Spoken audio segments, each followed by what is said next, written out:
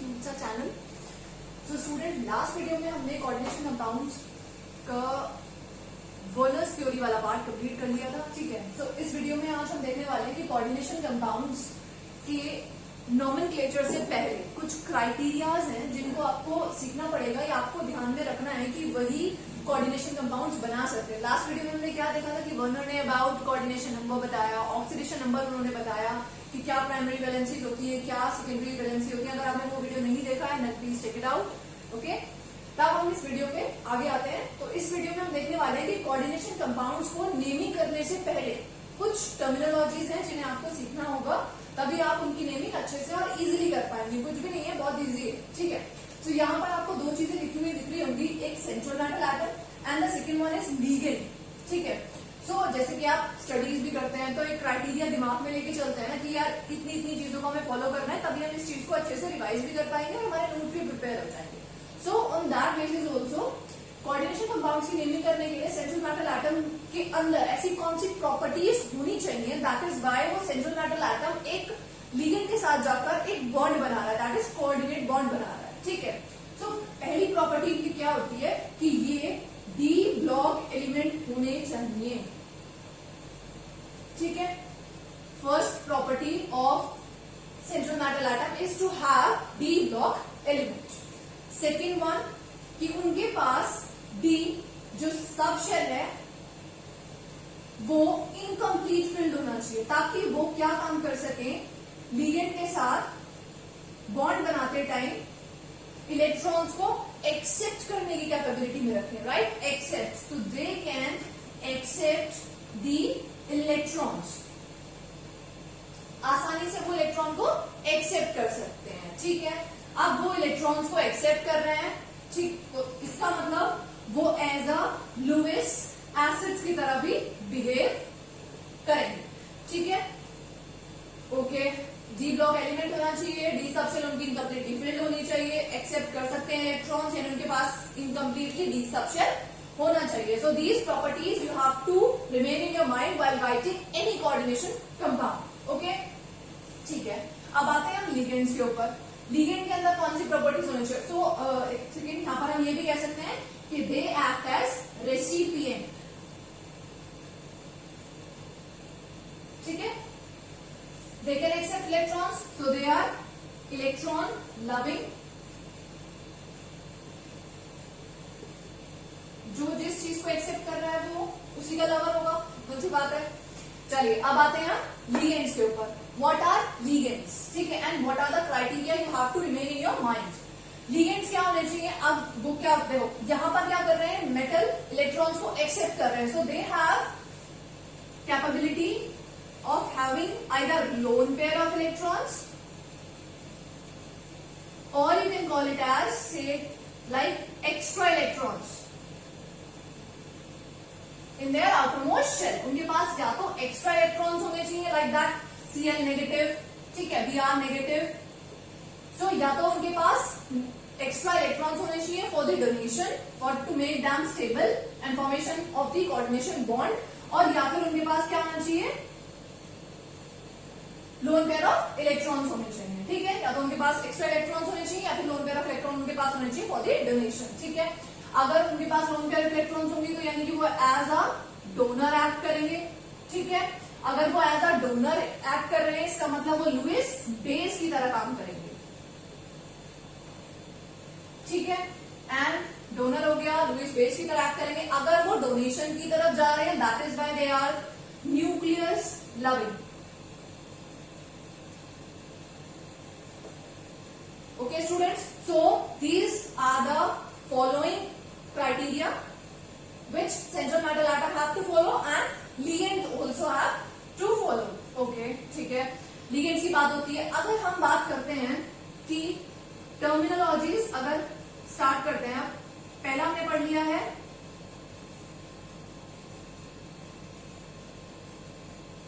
Central metal atom, next हो चुका है हमारा ligand.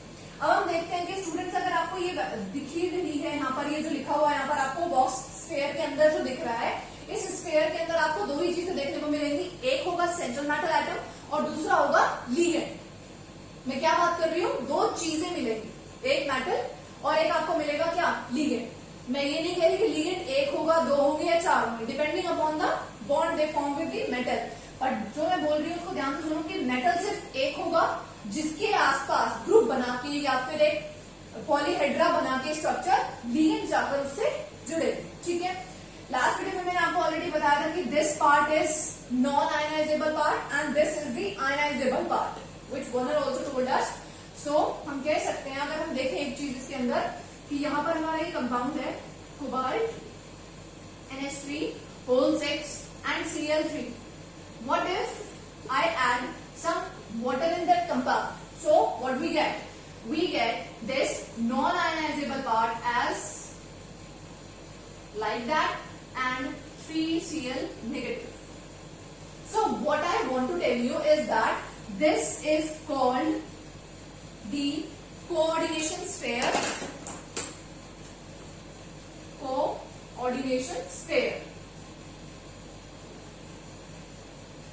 Sphere or coordination entity you can call it as also, or polyhedra entity,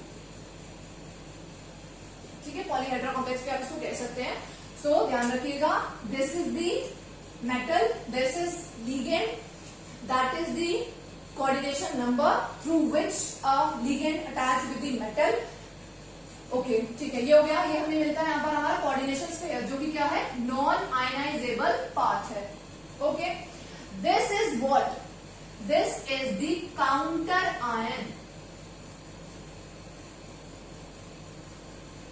which can balance the charge upon that coordination sphere. कहने का मतलब क्या है, आई थिंक आपने पढ़ लिया होगा। चलिए अब इसे रेस कर लेते हैं।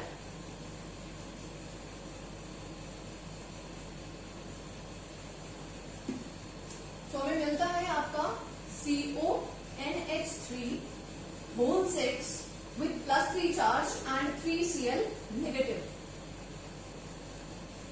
ओके, ठीक है।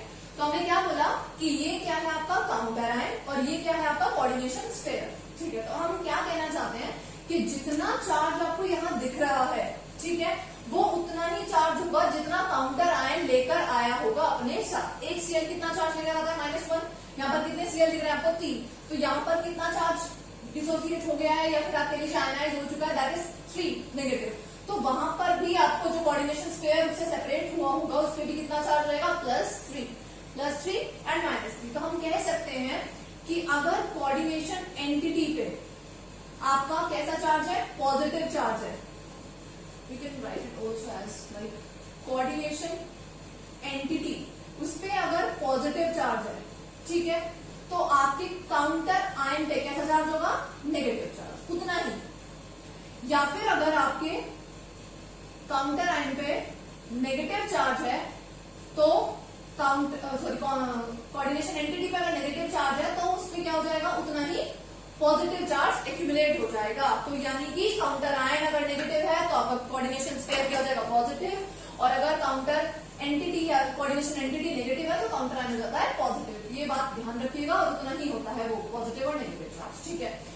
अब उसी के बेसिस पे आप कोऑर्डिनेशन स्फीयर को या एंटिटी को दो तरीके से देख सकते हैं। एक होते हैं आपके कैटायनिक और एक होते हैं आपके एनायनिक, ठीक है। यानी कि अगर कोऑर्डिनेशन स्फीयर हमारा पॉजिटिवली चार्ज हो रहा है, इस केस में जैसे कि आपको दिख रहा है +3, तो यानी कि वो क्या कहलाएगा, कैटायनिक कोऑर्डिनेशन एंटिटी, ठीक है। अगर काउंटर आयन हमारा कैसा हो जाता है, नेगेटिव हो जाता है, तो ये हो गया पॉजिटिव, यानी कि वो कैटायनिक वाली कोऑर्डिनेशन एंटिटी हो गई। अगर हमारा काउंटर आयन कैसा हो जाता है, पॉजिटिव हो जाता है, तो हमारा कोऑर्डिनेशन एंटिटी कैसी हो जाएगी, negatively charge. That is why we call it as anionic coordination entity. I think इतना क्लियर हो चुका होगा आपको कि सेंट्रल मेटल आयन के लिए कौन कौन सी क्राइटेरिया को ध्यान में रखना है, लिगेंड्स कौन कौन सी प्रॉपर्टीज अपने साथ लेकर आएंगे तभी वो बॉन्ड बनाएंगे, ठीक है। उसके बाद what is coordination sphere, what is counter ion, that is ionisable part होता है जो, ठीक है, ionisable part, and that is non ionisable part. Okay, चलिए ठीक है। अब हम देखते हैं कि कोऑर्डिनेशन स्फीयर के अंदर जो हमें दो चीजें देखने को मिलती हैं वो होती है, एक आपका metal and the second one is your ligand, ये हमें पता चल चुका है, ठीक है। ओके, बढ़ते हैं आगे। CONH3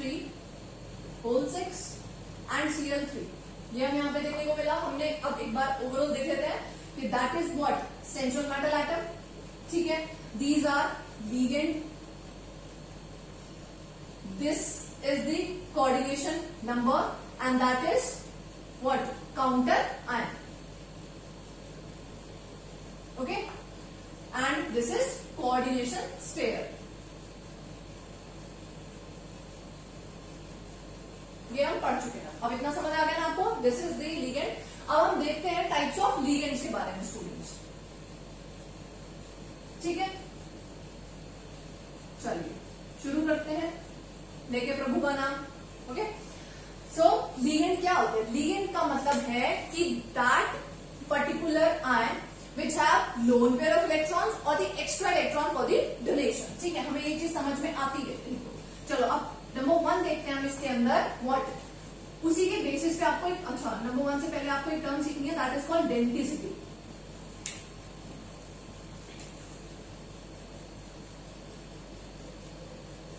student what is density? Density का मतलब है कि थ्रू विच या how many sites through which a ligand attached to the central metal atom, कि कितने साइट के थ्रू एक लिगेंड जाकर जुड़ रहा है एक मेटल के साथ, ठीक है। इसका मतलब कितने उसके दांत हैं, डेंसिटी से आप याद रख सकते हैं, how many teeths ligand have through which it can attach और it can donate the electrons to the central metal atom, अच्छा, ठीक है। So the sites through which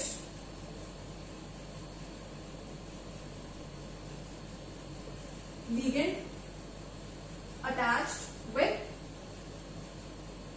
metal, ठीक है। ओके, डेंसिटी हो गया, तो उसी के बेसिस पे आता है नंबर 1 आपका मोनोडेंटेट लिगेंड। मोनोडेंटेट भी आप इन्हें कह सकते हैं, आप इन्हें यूनिडेंटेट के नाम से भी देखने को मिलेगा कभी कभी आपको बुक्स में, ठीक है।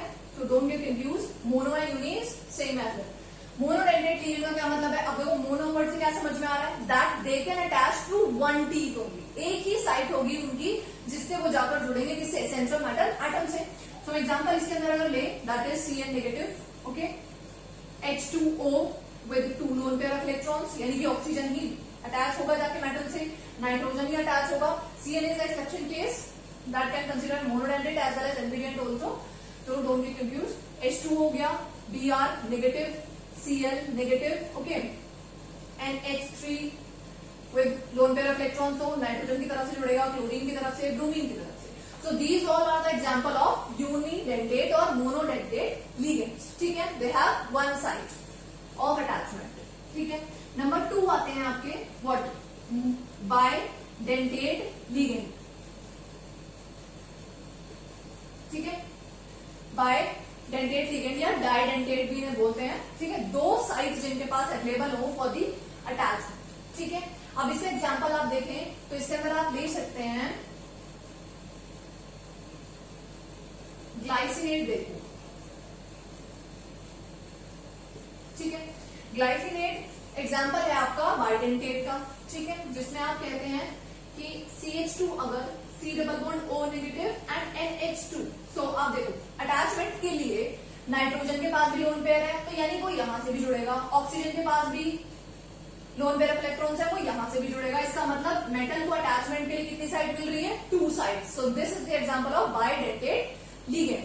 आप ethylene diamine, that is the also example of bidentate ethylene diamine. इस चैप्टर में आपको इसे EN से रिप्रेजेंट करना होता है ब्रैकेट के अंदर, ठीक है। इथाइलिन डायमीन मतलब this is the ethylene and diamine is what, NH2 and NH2, ठीक है, with lone pair of electrons. तो यहाँ देखिए यहाँ पे भी साइड कितनी अवेलेबल हो रही है आपके पास, 2 अवेलेबल है। इससे भी अटैच होगा मेटल से, वो इससे भी अटैच होगा। So attachment of ligand to metal is 2 sides available, ठीक है। So this is the bidentate example. Pyridine also example of bidentate, ठीक है।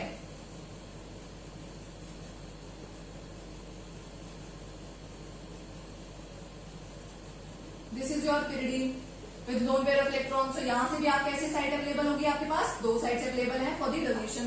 सो pyridine भी एग्जाम्पल आपका किसी का हो जाता है, बाइडेंटेट लिगेंड का हो जाता है, ठीक है, ओके।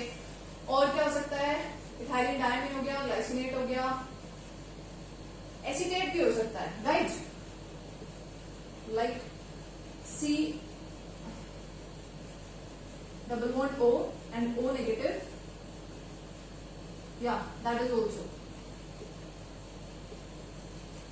ठीक है, CO negative. The available site for the donation is oxygen and oxygen, two sites are available, ठीक है।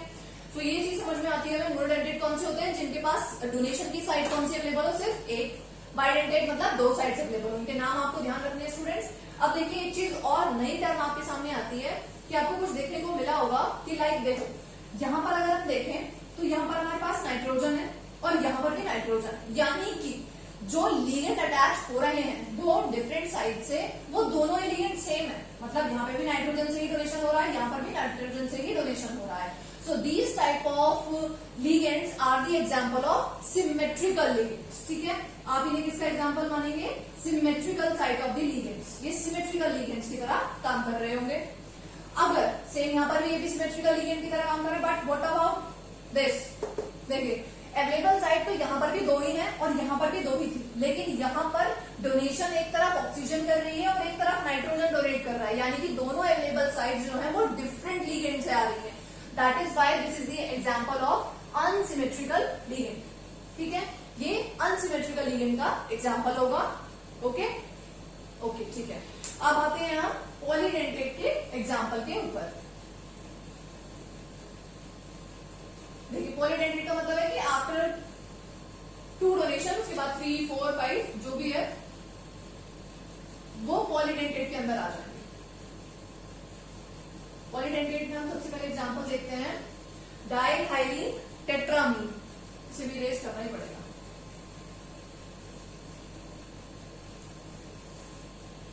डाइथाइलिन टेट्रामीन,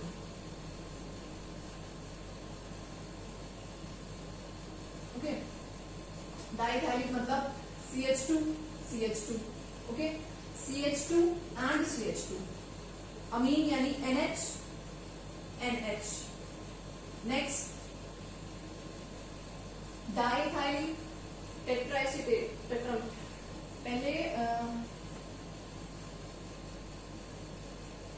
इथाइलिन डायमीन का ही लेते हैं पहले,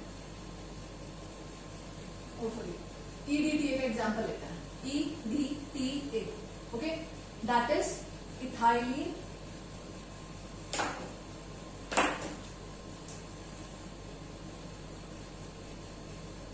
D for diamine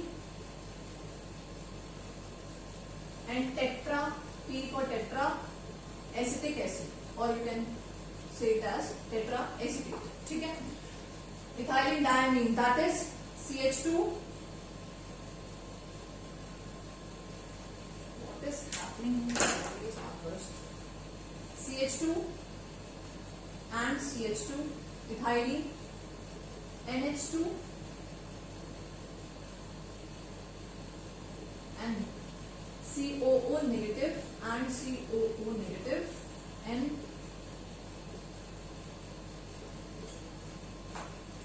थाइलिन diamine tetraacetate, ठीक है। अब देखिए अवेलेबल साइट कितनी है स्टूडेंट्स, 6। नाइट्रोजन की तरफ से भी अटैच हो सकते हैं, इस नाइट्रोजन की तरफ से भी अटैच हो सकते हैं, this oxygen and that one also. So how many sites are available in a single ligand, 1 2 3 4 5 6। So this is the example of hexadentate और polydentate, यानी कि 6 अवेलेबल साइट्स हैं लिगेंड के पास डोनेट करने के लिए मेटल, ठीक है, सेंट्रल मेटल एटम को। तो यहाँ पर क्या हो जाएगा, इसकी रेडियोसिटी कितनी हो जाएगी, 6, ओके। नाम आप याद रखिएगा इनका। एक और देख लेते हैं, CH2 CH2,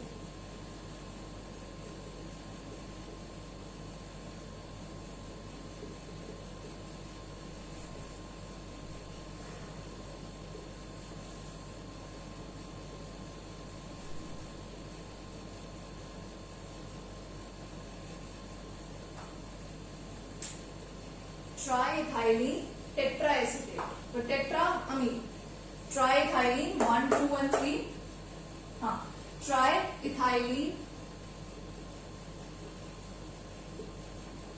tetra amine. Okay, सो देखो अवेलेबल साइट कितनी है, 1 2 3 एंड 4, तो 4 साइट्स अवेलेबल है आपके पास, यानी लिगेंड के पास, तो इसकी डेंसिटी कितनी हो जाएगी 4, दैट इज टेट्राडेंटेट कह सकते हैं आप इसका एग्जांपल, या फिर पॉलीडेंटेट, ठीक है ठीक है। सो this is all about the density. चलिए ठीक है, अब हमने डेंसिटी के बारे में भी पढ़ लिया, हमने लिगेंड्स की प्रॉपर्टी देख ली। अच्छा, एक और टाइप के लिगेंड्स आपको देखने को मिलेंगे इसके अंदर, ज्यादातर ध्यान रखना है जिनके बारे में आपको, and that is what, ambidentate ligand. काफी बार सुना है ना आपने एम्बिडिएंट लिगेंड्स के बारे में, एम्बी मतलब 2, यानी आपके पास अवेलेबल जो साइट्स है वो है आपके पास 2, ambidentate ligand. What are ambidentate ligand? That available sites are 2 but it can donate at a time only with the single site available, ठीक है। मतलब क्या कहना है, यहाँ पर लिखा है Cn नेगेटिव, मतलब क्या है, कार्बन नाइट्रोजन तो डोनेट करेगा ही बिकॉज नेगेटिवली चार्ज है और लोन पेयर इलेक्ट्रॉन्स के ऊपर होते हैं, तो यानी कि वो नाइट्रोजन की तरफ से भी डोनेट कर सकता है और वो कार्बन की तरफ से भी डोनेट कर सकता है, ठीक है। देखो इसमें कंफ्यूज मत होना, बाइडेंटेट में कभी कंफ्यूज हो जाओ कि मैम 2 साइड्स अवेलेबल है, दोनों साइड से। बाइडेंटेट का मैंने क्या एग्जांपल बताया था आपको, देखो this is bidentate, okay, at a time, यानी कि एक ही सिंगल टाइम पे वो दोनों ऑक्सीजन से जुड़ रहा है, that is why it is a bidentate और a didentate example. But ambidentate ligand और बाइडेंटेट में क्या डिफरेंस है कि इसके पास अवेलेबल साइट्स तो 2 हैं, बट एक टाइम पे वो सिर्फ एक ही साइट से अटैच होगा मेटल से, या तो वो नाइट्रोजन से जुड़ेगा या फिर वो कार्बन से ही जुड़ेगा। अगर वो नाइट्रोजन से जुड़ता है that is we can call it as cyano, अगर वो जुड़ता है कार्बन की तरफ से, ठीक है, तो हम इसे बोलते हैं isocyano, okay. Another example of this NO2, अगर वो, ठीक है, नाइट्राइट होता है, अगर वो ऑक्सीजन की तरफ से जुड़ता है NO2 में, तो वो क्या कहलाता है, O नाइट्राइटो। अगर वो जुड़ता किसकी तरफ से है, ऑक्सीजन की तरफ से, तो वो O नाइट्राइटो यानी ऑक्सीजन नाइट्राइटो, और अगर वो अटैच होता है किसके साथ जाकर, मतलब किसकी तरफ से, नाइट्रोजन की तरफ से, तो वो कहलाता है N nitrito. This is ligands we have covered. So types of ligands are monodentate, bidentate, polydentate and ambidient ligands, ठीक है। ओके, अब आप देखते हैं नई term, and that is your what, coordination number, okay. What is coordination number? As I told you already students, कि coordination number क्या होता है कि जितने अटैचमेंट ऑफ साइड से एक लिगेंड जाकर जुड़ रहा है मेटल के साथ, वही कहलाता है इसका कोऑर्डिनेशन नंबर। अब हम कुछ एग्जांपल देख लेते हैं बुक से, ठीक है, like that CrNH3,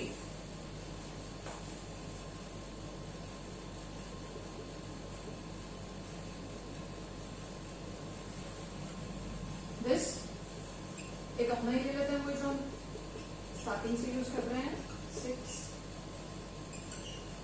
okay. Another one is your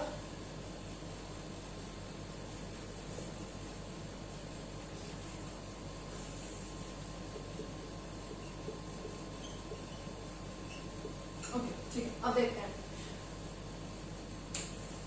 अच्छा इसमें आपको मैं एक और बता दूंगी, होमोलैप्टिक एंड हेटेरोमॉर्फिक। चलिए देखते हैं, कोऑर्डिनेशन नंबर का क्या मतलब है कि जितने लिगेंड जाकर जुड़ रहे हैं। आपको पता है कि एक स्फेयर के अंदर बस 2 ही चीजें एग्जिस्ट करती हैं, दैट इज आपका एक तो क्या है metal and the second one is your ligand, ठीक है। तो अगर ये मेटल हो गया तो बाकी का सब बचा हुआ लिगेंड, ये अगर मेटल हो गया तो ये सारा लिगेंड, ये अगर मेटल हो गया ये हमारा लिगेंड। इतनी चीज हमें क्लियर है, चलो ठीक है, that is your counter ion, okay. अब देखते हैं इसके अंदर कोऑर्डिनेशन स्फीयर का काम। कोऑर्डिनेशन स्फीयर के अंदर जितना भी होगा वही सारा आपको कोऑर्डिनेशन नंबर को बताएगा, कोऑर्डिनेशन स्फीयर के बाहर वाला कोऑर्डिनेशन नंबर को नहीं बताता, ठीक है। तो इसके अंदर कितनी अमोनिया आपको प्रेजेंट दिखाई दे रहा है या कितने नंबर ऑफ अटैचमेंट आपको दिख रहा है अमोनिया का, 6, तो कोऑर्डिनेशन नंबर क्या हो गया, 6। आई थिंक विजिबल हो आपको स्टूडेंट्स, ओके। यहाँ देख, इस पे देखे पहले, इसको कहने दें। तो यहाँ पर ये मेटल है, तो यहाँ पर कितने अवेलेबल साइट है? 4। तो कोऑर्डिनेशन नंबर कितना हो गया इसका भी? 4। अब आता है यहाँ, अभी हमने बोला कि जितने भी लिगेंड जुड़े होंगे वो सारे कोऑर्डिनेशन नंबर को कंट्रीब्यूट कर रहे हैं। अब ये अगर मेटल हो गया तो बाकी का सब बचा हुआ क्या है? लिगेंड। यहाँ पर कितने हैं? 3 लिगेंड, यहाँ पर भी कितने हैं? 3 लिगेंड। तो इसका क्या हो जाता है कोऑर्डिनेशन नंबर? 6। आज सारे मार्कर हो जाएंगे 6। ठीक है, सो this is your coordination number. अच्छा स्टूडेंट्स, अब मुझे एक चीज बतानी है आपको। एक होता है हेट्रोलैप्टिक कॉम्प्लेक्स और एक होता है होमोलैप्टिक। लैप्टिक मतलब कि जितने अटैचमेंट आपके लिगेंड हो रहे हैं अगर वो सेम ही टाइप के लिगेंड है, जैसे कि ये देखिए, जो ये कोऑर्डिनेशन नंबर आपका निकल के सॉरी, ये जो कोऑर्डिनेशन नंबर आपका यहाँ निकल के आ रहा है ये एक ही तरीके के लिगेंड से आ रहा है, नहीं आ रहा है? सारा अमीन से ही आ रहा है, अमोनिया से निकल के आ रहा है, नहीं आ रहा है? यानी कि ये कौन सा कॉम्प्लेक्स बनाएगा? Homoleptic complex.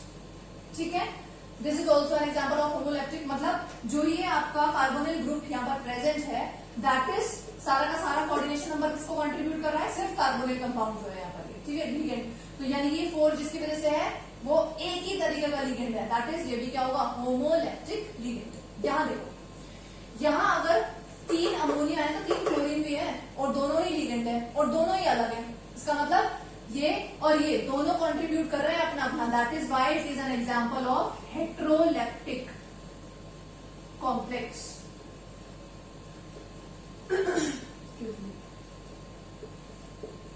That is homoleptic.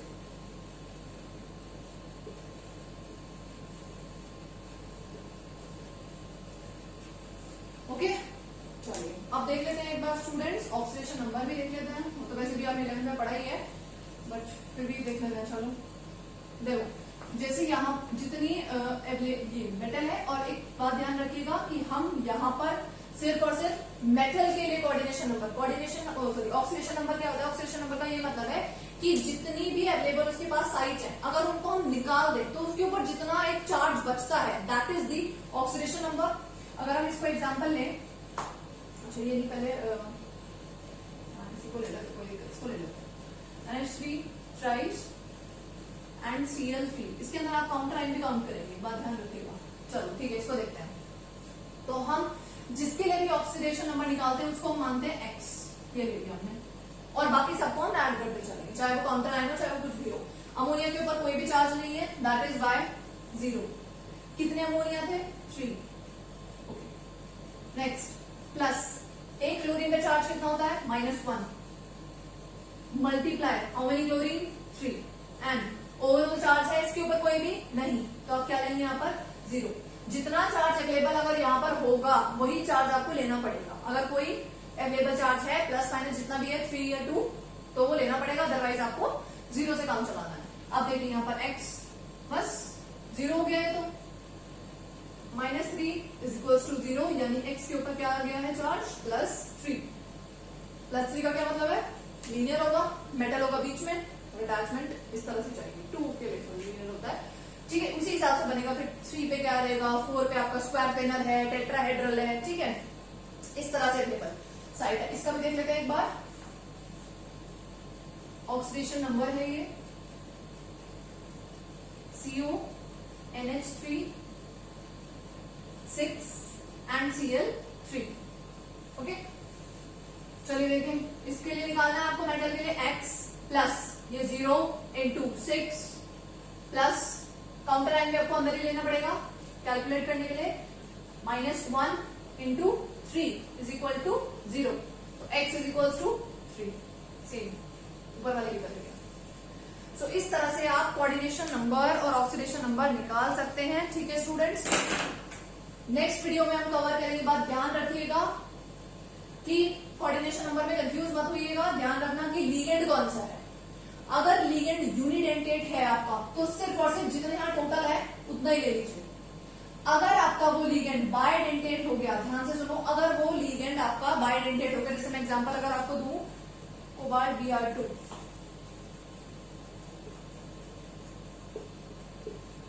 En twice +3 only plus. अब देखो, अगर मैं आपसे पूछूं कि इसका बताइए कोऑर्डिनेशन नंबर कितना होगा, ठीक है, आप देखो ये मेटल है, बाकी का सब आपको कंसीडर करना है लीगेंड। ब्रोमीन कितना है यहाँ पर? 2 है, Pr2 प्रेजेंट है, तो यहाँ पर 2 तो एक ब्रोमीन हो गए 2। देखो 2 EN है, EN stands for ethylene diamine, ठीक है। डायमीन्स का मतलब कितने अमीन्स हैं 2, तो 2 अवेलेबल साइट हो रही है एक इथाइलिन डायमीन पर, यहाँ कितने इथाइलिन डायमीन है 2, तो 2 2 4, यानी 4 तो इसमें कंसीडर होंगे और 2 इसमें कंसीडर होंगे, यानी कि इसकी कोऑर्डिनेशन नंबर हो जाएगा 6। 6 is the coordination number for this compound, ठीक है स्टूडेंट्स, ये बात ध्यान रखिएगा। And this is the cationic complex, because यहाँ पर कितना चार्ज आ रहा है plus, okay. So this is all about today. Next video में हम इसका नॉमेनक्लेचर स्टार्ट करेंगे students, so be aware for that and keep practising students, बिल्कुल भी वीडियोस मत छोड़िएगा, अपनी बुक से भी पढ़िए, don't depend on videos as well, ठीक है। अगर ना समझ आए तो आप कमेंट करके बता सकते हैं कि मैम ये मुझे क्लियर नहीं हुआ है, या ये टर्मिनोलॉजी मुझे समझ नहीं आई, how to be calculate coordination, oxidation, ligand, ठीक है, डेंसिटी अबाउट, ओके।